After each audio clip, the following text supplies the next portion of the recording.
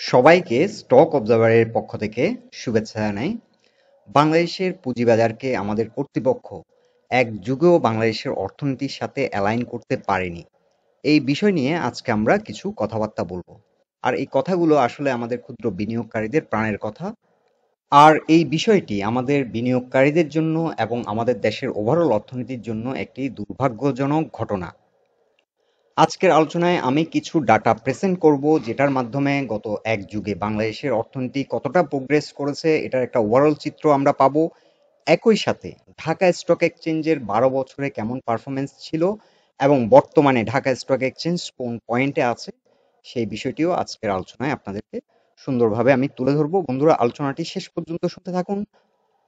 শুরুতে আমরা tradingeconomics.com এই ওয়েবসাইটের আমরা যদি আমাদের দেশের জিডিপির গ্রোথ রেট 2010 সাল থেকে যদি আমরা দেখি, এখানে ইয়ার বাই ইয়ার একটি সুন্দর গ্রোথ রেট আমরা দেখতে পাচ্ছি।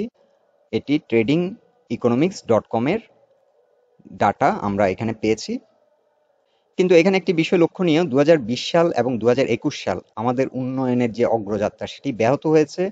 কোভিড এবং রাশিয়া ইউক্রেনের যুদ্ধের কারণে গ্লোবাল যে অস্থিরতা, অর্থনৈতিক মন্দা, এই বিষয়গুলোর কারণেই কিন্তু এফেক্টেড হয়েছে। আর এটি কিন্তু শুধুমাত্র বাংলাদেশের জন্য হয়েছে তা না, এটা গ্লোবাল সারা ওয়ার্ল্ড ওয়াইড সব দেশেই কিন্তু এই মন্দা ফেস করেছে, এই ডিসরাপশনটি ফেস করেছে।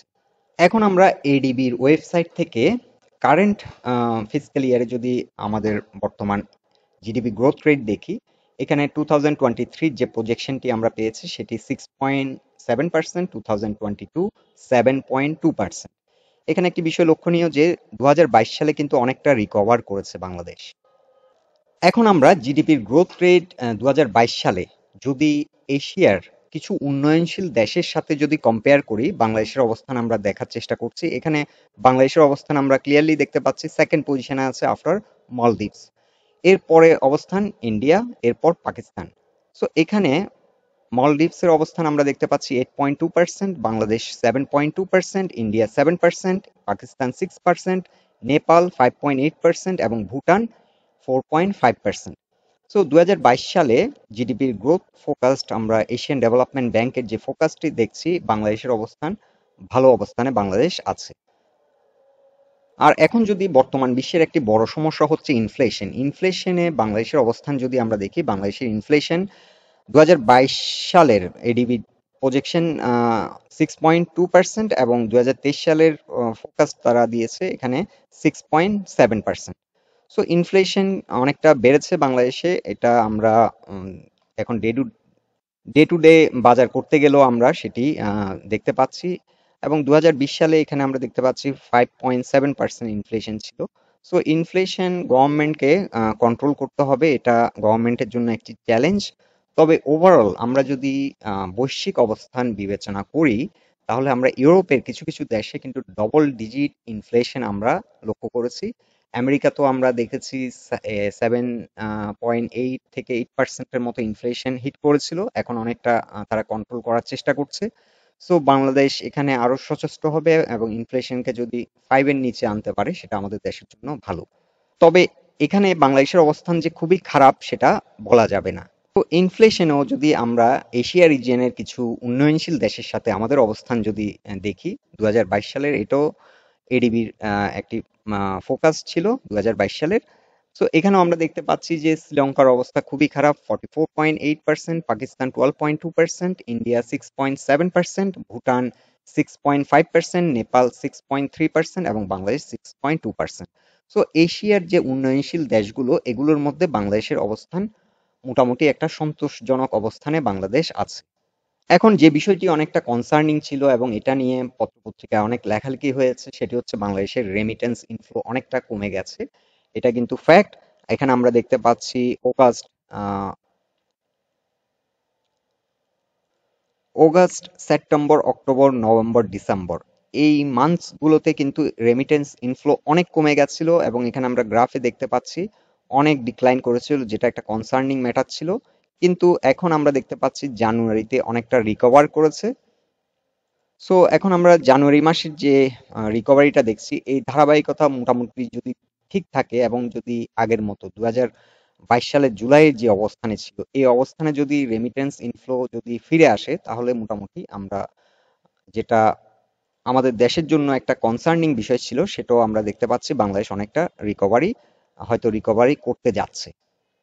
আর গত ১০ বছরে আমাদের রেমিটেন্স ইনফ্লো যদি আমরা এই গ্রাফের মধ্যে যদি দেখি, আমরা দেখতে পাচ্ছি ইয়ার বাই ইয়ার কিছু কিছু করে গ্রোথ আছে, এবং ২০২২ সালে মোটামুটি একটা গ্রোথ কিন্তু এখানে আমরা লক্ষ্য করছি। সো রেমিটেন্স ইনফ্লোর দিক থেকেও যদি আমরা লাস্ট ১০ বছরে বাংলাদেশের অবস্থান দেখি, এখানেও কিছুটা গ্রোথ আমরা লক্ষ্য করছি। এখন আমরা যদি বাংলাদেশের এক্সপোর্ট ডাটা দেখি, এখানে ৪ বছরের আমরা লেটেস্ট ৪ বছরের ডাটা নিয়েছি।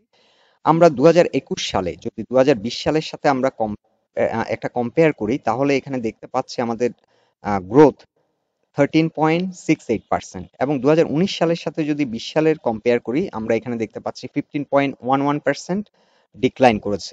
আর এখানে ২০১৮ সালে আমরা দেখতে পাচ্ছি ২০১৮ সাথে যদি ১৯-এর কম্পেয়ার করি, ১৯-এ গ্রোথ হয়েছে 12.91%, এবং ২০১৭ সাথে যদি 18-র কম্পেয়ার করি, তাহলে 18-তে গ্রোথ হয়েছে 8.17%।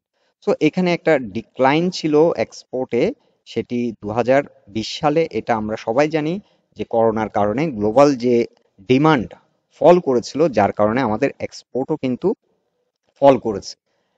এখন আমরা যদি গত ১০ বছরে বাংলাদেশের এক্সপোর্ট কেমন হয়েছিল, এটা আমরা গ্রাফিক্যালি দেখি, আমরা এখানে দেখতে পাচ্ছি যে ২০১৩-১৪ সাল থেকে যদি আমরা এখানে দেখি, এখানে মোটামুটি এক্সপোর্ট কিন্তু বেড়েছে, এবং একটা গ্রোথ আমরা ইয়ার বাই ইয়ার লক্ষ্য করছি। শুধুমাত্র ২০২০ সালে আমাদের এক্সপোর্ট ফল করেছে। সো এখানে কিন্তু ডাটা দেওয়া আছে ২০১০ সাল থেকে ২০২১ সাল পর্যন্ত আমরা দেখতে পাচ্ছি অনেকটা গ্রো করেছে। এখন আমরা ঢাকা স্টক এক্সচেঞ্জের ডিএসই ব্রড ইন্ডেক্সকে আমরা মান্থলি চার্টে যদি দেখি, আমরা গত ১০ বছরে ১০ থেকে ১২ বছরে বাংলাদেশের যে ক্যাপিটাল মার্কেটের অবস্থান আপনাদেরকে তুলে ধরছি এই চার্টের মাধ্যমে। এখানে একটি বিষয় লক্ষণীয় যে ২০১০ সালে হাইয়েস্ট পিক আমরা দেখতে পাচ্ছি প্রায় ৮৭০০ প্লাস, আর লোয়েস্ট আমরা দেখতে পাচ্ছি ২০১৩-তে যে বটমটি করেছিল সেটি হচ্ছে ৩৪০০-র মতো। সো এখন আমরা পিক পয়েন্টটিকেও ধরছি না এবং বটমটিকেও ধরছি না, আমরা এটার একটা পিভট পয়েন্ট নিয়েছি। একটা সেন্ট্রাল পয়েন্ট যদি ধরি, তাহলে ৬০৯০ পয়েন্ট। সো আমরা যদি এখন ধরে নিই যে গত ১২ বছর আগে বাংলাদেশের সূচকের একটা অবস্থান ছিল ৬০০০ পয়েন্ট কিংবা ৬০৯০ পয়েন্ট, তাহলে বর্তমানে যদি এখন সূচকের অবস্থান দেখি ৬২৮০ পয়েন্ট। সো ৬০০০ থেকে হয়তো ৬৫০০ পর্যন্ত এখন ঘুরপাক খাচ্ছে সূচক। তাহলে আমরা দেখতে পাচ্ছি গত ১২ বছরে আসলেই পুঁজিবাজার যে অবস্থানে আছে সে অবস্থানেই পড়ে আছে। কিন্তু এখানে একটি বিষয় আমাদেরকে মাথায় রাখতে হবে, সেটি হচ্ছে গত ১০ বছরে ১২ বছরে যদি আমরা বাংলাদেশের ইনফ্লেশনের অবস্থান দেখি, ৫ থেকে ৬% বাংলাদেশের ইনফ্লেশন ছিল। সেই হিসাবে কিন্তু ১২ বছরে প্রায় 80% গ্রোথ করার কথা যদি মার্কেট ইনফ্লেশনকে, শুধুমাত্র ইনফ্লেশনকে বিট করে, তাতেও কিন্তু মার্কেটের কোনো গ্রোথ হবে না। শুধুমাত্র ইনফ্লেশনকে যদি বিট করে, মার্কেট আরো 80% মতো আগানোর কথা। যদি মার্কেট 80% আগাতো, তাহলে কিন্তু সূচক আরো বৃদ্ধি পেত ৪৮০০ পয়েন্ট, এবং ওভারঅল ১০৮০০ পয়েন্টের মতো সূচকের বর্তমানে থাকতো সূচক। কিন্তু এখন আমরা দেখছি এখনো আগে ১০ বছর আগে কিংবা ১২ বছর আগে সূচক যে অবস্থানে ছিল, সেম একটা পজিশনে এখন অবস্থান করছে আমাদের মার্কেট। এখন আসি গত ১২ বছরে নতুন নতুন যে কোম্পানিগুলো ঢাকা স্টক এক্সচেঞ্জে এনলিস্টেড হয়েছে, এগুলো কিন্তু সূচককে কিছু কিছু করে কন্ট্রিবিউট করেছে। এবং একই সাথে আমাদের ডিএসসিসির যে নতুন চেয়ারম্যান, উনি আসার পর কিন্তু এসএমই প্ল্যাটফর্ম করেছে এবং ওখানে অনেকগুলো কোম্পানি ইনক্লুড করেছে। সো আমরা যদি ওভারঅল সবগুলো কোম্পানিকে যদি এখন ক্যালকুলেট করি, ডাটা ঢাকা স্টক এক্সচেঞ্জে আমার চেয়েও ভালো ডাটা আছেন, তারা এক্স্যাক্টলি বলতে পারবেন। তবে আমি যেটা ওভারঅল যদি আমরা একটা ধরে নিই যে ৫০০ থেকে ১০০০ পয়েন্ট কিন্তু মিনিমাম বৃদ্ধি পেত, তাহলে বর্তমানে যে 12 বছরে যে কোম্পানিগুলো এনলিস্টেড হয়েছে সেগুলো সহ যদি আমরা ধরি, সূচক মিনিমাম থাকার কথা 10 থেকে 12 হাজার পয়েন্টে রান করার কথা, কিন্তু আমরা এখন অনেক পিছিয়ে গেছি। অর্থাৎ আমাদের মার্কেটের অবস্থান এখন ইনফ্লেশনকে বিট করার মতো অবস্থানেও নেই। মার্কেট তো গেইন দিবে দূরের কথা। এখন কোশ্চেন হচ্ছে, বাংলাদেশের অর্থনীতি প্রতিটা সূচক বৃদ্ধি পেয়েছে, কিন্তু আমাদের ক্যাপিটাল মার্কেট এখনো ইনফ্লেশনকেও বিট করতে পারে নাই। এটা কিন্তু আমাদের ওভারঅল অর্থনীতির জন্য একটি দুর্ভাগ্যজনক ঘটনা, আমি শুরুতেই বলেছি, এবং আমাদের বিনিয়োগকারীদের জন্য এটি একটি খুবই অনাকাঙ্ক্ষিত ঘটনা। আর বাংলাদেশের ক্যাপিটাল মার্কেট কিন্তু বাংলাদেশের অর্থনীতির একটি গ্রোথ ইঞ্জিন হিসাবে আমাদেরকে চিন্তা করতে হবে। আর এই গ্রোথ ইঞ্জিনে যে সকল বিনিয়োগকারীরা, এখানে ক্ষুদ্র বিনিয়োগকারী হোক, বড় বিনিয়োগকারী হোক, ইনস্টিটিউশনাল বিনিয়োগকারী হোক, যারাই ইনভেস্ট করেছে তারা কিন্তু বাংলাদেশের অর্থনীতির অগ্রযাত্রার সঙ্গী। তারা কিন্তু অর্থনীতিতে কন্ট্রিবিউট করেছে। কিন্তু আমরা প্রায় সময় আমাদের ইনভেস্টরদেরকে, বিশেষ করে যারা ক্যাপিটাল মার্কেটে ইনভেস্ট করেছেন, তাদেরকে অনেক সময় বলা হয় গ্যামলিং করা, অনেক সময় বলা হয় এটা একটা জুয়ার আসর। আবার অনেক বিজ্ঞ লোক, অনেক রেসপন্সিবল লোক পুঁজিবাজারকে রাবিশও বলে গেছেন।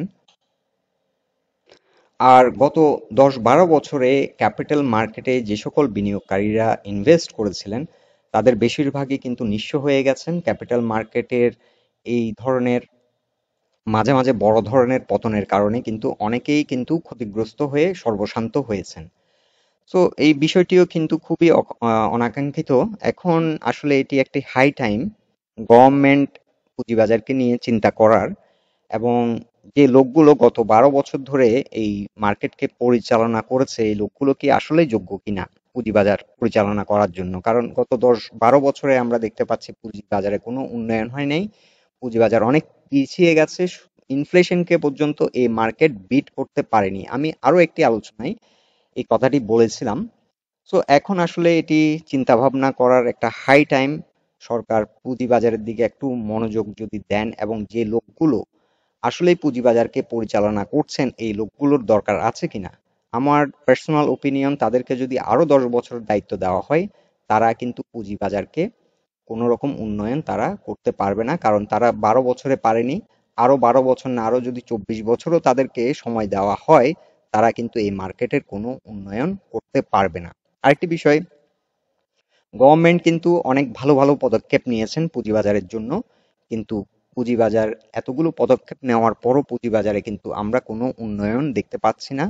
এখনো আমরা দেখতে পাচ্ছি লাস্ট 1 ইয়ার্স ধরে কিন্তু পুঁজিবাজার বিভিন্ন সময় ফ্লোর প্রাইস দেওয়া হচ্ছে, এবং ফ্লোর প্রাইস দেওয়ার পর বেশিরভাগ সময় কিন্তু বেশিরভাগ স্টকে এখনো ক্রেতা শূন্য থাকে। এটিও একটি খুবই অনাকাঙ্ক্ষিত ঘটনা পুঁজিবাজারের জন্য। সো আরেকটি বিষয় হচ্ছে, পুঁজিবাজারে কিন্তু এখন মার্কেটের যে ওভারঅল ডিমান্ড সৃষ্টি না করে সাপ্লাই কিন্তু অনবরত বাড়ানো হচ্ছে। এটাও কিন্তু খুব খারাপ মার্কেটের জন্য, বর্তমান মার্কেটের জন্য। উইক মার্কেটে কিন্তু ডিমান্ড সৃষ্টি না করে শুধুমাত্র সাপ্লাই দিয়ে যাচ্ছেন।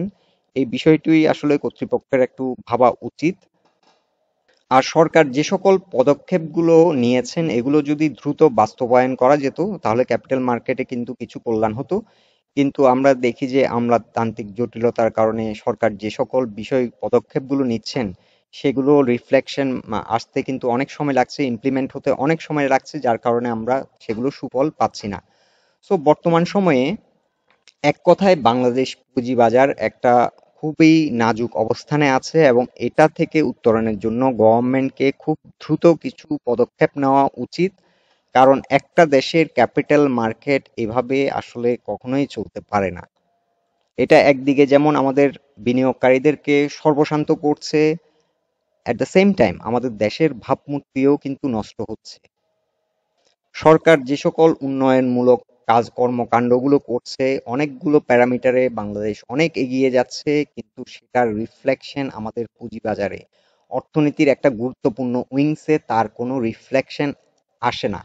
এটাও একটা খুব দুর্ভাগ্যজনক ঘটনা, এবং এটাকেও একটা বিষয় ইনভেস্টিগেশন করা উচিত যে বাংলাদেশের অর্থনৈতিক উন্নয়ন যে কর্মকাণ্ডগুলো হচ্ছে সেটার রিফ্লেকশন কিন্তু আসা উচিত আমাদের ক্যাপিটাল মার্কেটে। নট অনলি দ্যাট, বাংলাদেশ পুঁজিবাজারে ভালো ভালো কোম্পানিগুলো যে স্টকগুলো ডিভিডেন্ড দেয় প্রতি বছর, তারা খুব ভালো ডিভিডেন্ড দিচ্ছে এবং কোম্পানিগুলোর ভালো সক্ষমতা আছে, ব্র্যান্ড ইমেজ ভালো, তারপরও কিন্তু এই স্টকগুলোর দাম অনবরত কমতে থাকে। এই বিষয়টিও কিন্তু দেখা উচিত। অ্যাট দ্য সেম টাইম কিছু জাঙ্ক স্টক, কিছু লো পেইড স্টক মাত্রা অতিরিক্ত রেট বেড়ে যায় এবং এগুলো ক্ষুদ্র বিনিয়োগকারীরা হাই প্রাইসে কিনে পরবর্তীতে একটা বড় রকম ক্ষতির সম্মুখীন হয়। এই বিষয়গুলো আসলে ওভারঅল ইনভেস্টিগেট করা উচিত মার্কেটে। সো আমি এখানে আসলে ওভারঅল যে প্রজেকশনটি দিয়েছি 10 থেকে 12 হাজার সূচক মিনিমাম থাকা উচিত। ইভেন 10 থেকে 12 হাজার সূচক যদিও এখন বর্তমানে অবস্থান করে, 2010 সালে যারা ইনভেস্ট করেছে তারা কিন্তু কোনো গেইনার হচ্ছে না, তারা শুধু ইনফ্লেশন যে হয়েছে সেটা হয়তো তারা রিকভার করতে পারছে, কিন্তু তাদের কিন্তু প্রকৃতপক্ষে 10 থেকে 12 হাজারও যদি সূচক বর্তমানে আসে তারা কিন্তু ওভারঅল কোনো গেইনার হচ্ছে না, তারা শুধুমাত্র ইনফ্লেশন হয়ে তাদের টাকার যে অবক্ষয় হয়েছে সেটা রিকভারি পাচ্ছে। সো বন্ধুরা, আজ আলোচনাটি আসলে অনেক দীর্ঘায়িত হয়ে যাচ্ছে। আমার দৃষ্টিভঙ্গি থেকে, আমার পার্সোনাল ওপিনিয়ন থেকে আমি যে ফাইন্ডিংস গুলো মনে করেছি সেগুলো আপনাদের সাথে শেয়ার করেছি। আপনারাও আপনাদের গুরুত্বপূর্ণ মতামতগুলো আমাকে কমেন্ট বক্সে জানাবেন। আর আপনারাও দেশের উন্নয়নের সাথে, ক্যাপিটাল মার্কেটের উন্নয়নের সাথে এবং দেশের অগ্রযাত্রার সাথে আপনারাও এ ধরনের অ্যাওয়ারনেস গড়ে তুলুন।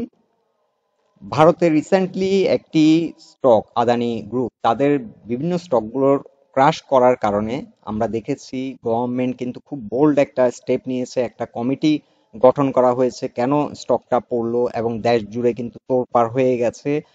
বিরোধী দল থেকে শুরু করে সাধারণ মানুষ সবাই কিন্তু এটার প্রতিবাদ করেছে, একটা অ্যাওয়ারনেস ক্রিয়েট করেছে যে কেন এ ধরনের একটা অপ্রীতিকর ঘটনা অর্থনীতিতে ঘটবে। এটার জন্য রেসপন্সিবল হতে হবে এবং অথরিটিকে একটা বোল্ড স্টেপ নেওয়া উচিত। সো আমাদেরও এ ধরনের অ্যাওয়ারনেস কিন্তু আমাদের নিজেদের সাথে, আমাদের দেশের সাথে, অর্থনীতির সাথে আমাদেরকেও এ ধরনের অ্যাওয়ারনেস গড়ে তুলতে হবে। সো বন্ধুরা, আজকে এখানেই শেষ করছি। সবাই সুস্থ থাকুন, ভালো থাকুন। Bye bye.